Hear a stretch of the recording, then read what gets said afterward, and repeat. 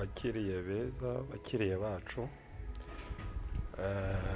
hano dufite isabune z'amoko yose. Iyi ni ya sabune ihumuza imyenda, hano turayikora, waduhamagara tukagufasha gukora iriya sabune ihumuza imyenda, kuriya ufura imyenda igasigara ihumura, cyane cyane nk'imyenda y'abana. Turagufasha uko bayikora kugira ngo ubashe nawe kuba wakikorera isabune. Iyi sabune nayo mubona ni multipurpose liquid soap. Iyi ngiyi ubona ni multipurpose liquid soap. Iyi nayo turayikora.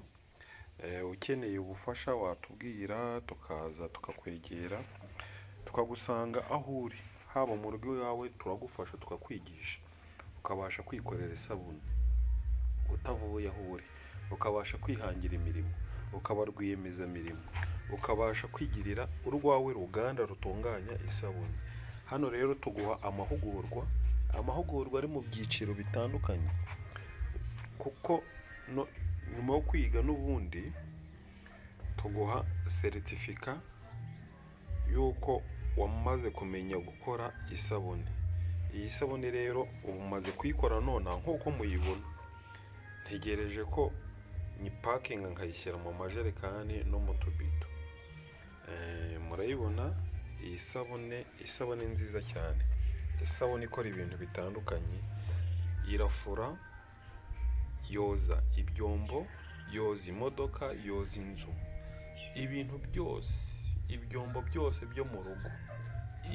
Irabikesha ku buryo ubona harimo itandukaniro.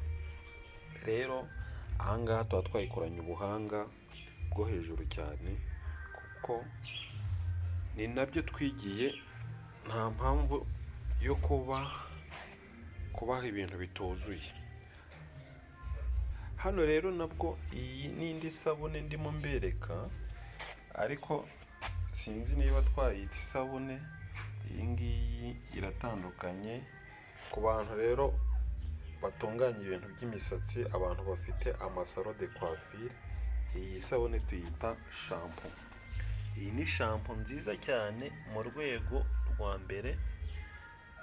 Twagufasha rero kuba watugurira, cyangwa se tukayikugezaho, waduhamagara tukayikugezaho ku giciro cyiza cyane gihendutse.